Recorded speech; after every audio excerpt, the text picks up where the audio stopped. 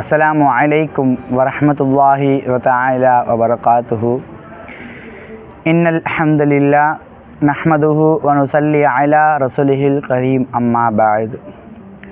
மக்கள் மனமலர தினமும் ஒரு ஹதீஸ் தொடர் என்ற தலைப்பில் அல்லாஹுடைய அளப்பெரும் கிருபையால் நாம் நாளும் ஒரு ஹதீஸை கற்றுக்கொண்டிருக்கின்றோம்.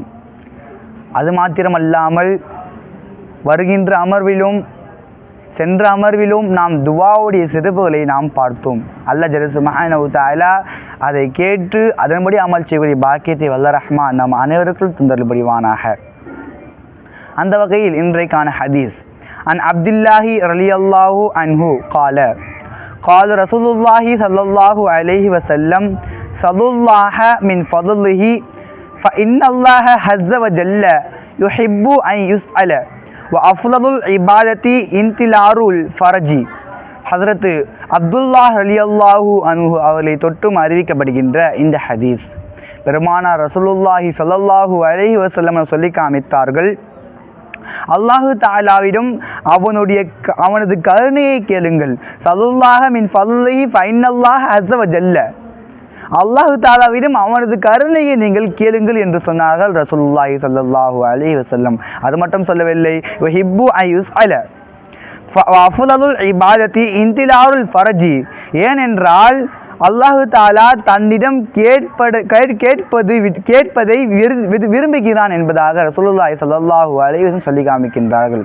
அல்லாஹ்விடம் அவனுடைய கருணையை நாம் கேட்க வேண்டும். அல்லாஹ் கருணை காட்டக்கூடியவன், கருணையாளன். அவனிடம் கருணை நாம் கேட்க வேண்டும் என்று சொன்னார்கள் ரசூலுல்லாஹி ஸல்லல்லாஹு அலைஹி வஸல்லம். ஏனென்றால் அல்லாஹ் ஜல்ல சுப்ஹானஹு வ தஆலா நாம் கேட்பதை அவன் விரும்புகிறான். நாம் கேட்கப்படுவதை அல்லாஹ் ஜல்ல சுப்ஹானஹு வ தஆலா விரும்புகின்றான் என்பதாக ரசூலுல்லாஹி ஸல்லல்லாஹு அலைஹி வஸல்லம் சொல்லி காமிக்கின்றார்கள். அது மட்டும் சொல்லவில்லை, வஅஃலலுல் இபாதத்தி இன்திலாருல் ஃபரஜி. வசதி வாய்ப்புக்கு துவா செய்த பின் அவ்வசதி வாய்ப்பை எதிர்பார்த்திருப்பது சிறந்த இபாதத் ஆகும்.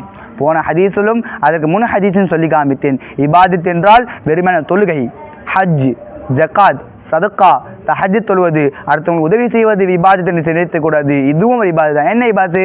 ஒருவன் துவா செய்கிறான். துவா செய்தால் என்ன கேட்பான்? தன்னுடைய சுய தேவை, தன்னை பற்றி தான் கேட்பான். அப்படி கேட்கும் பொழுது அதை எதிர்பார்த்து அல்லாஹ் தருவான் என்று எதிர்பார்த்து நம்பிக்கையோடு யார் இருக்கின்றானோ அவனது துவாவும் கபூலாகுது. அதுவும் ஒரு இபாதத் சொன்னாங்க ரசூலுல்லாஹி ஸல்லல்லாஹு அலைஹி வஸல்லம். சற்று சிந்தித்து பார்க்க இன்னும் அல்லாஹ் நல்லடியார்களே, இபாதத் என்றால் வெறுமனே இதை மட்டும் நான் சுருக்கி விடக்கூடாது. பல்வேறு விஷயங்களில் இபாதத் இருக்கின்றது.